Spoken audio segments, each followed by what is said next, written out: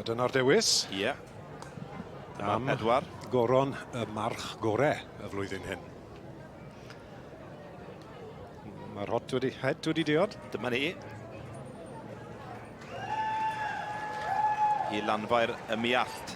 Ddim yn bell, eiff y goron hyn wrth gwrs, ac y march gorau yn barn y beirniad, Geraint Thomas i John a Jackie Kirk a'i march hun, Donis Dick Turpin. Dick Turpin wedi gael ei fagu wrth y march Donis Importance, ac allan o'r gaseg synod Rosie O'Neill.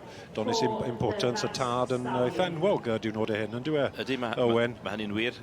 Mae'r llinach Donis yn cael ei gysylltu ar adron ec gyda'r un gil Pencampwr allan neu wrth hyd yn oed Donis Importance, Bryn Sion Red Knight.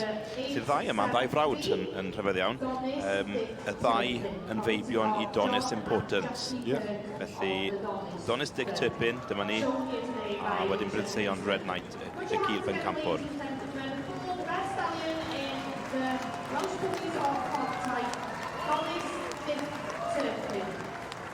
Richard Pittman yn cynhyrchu'r ceffyl yma ar ran John a Jackie Kirk.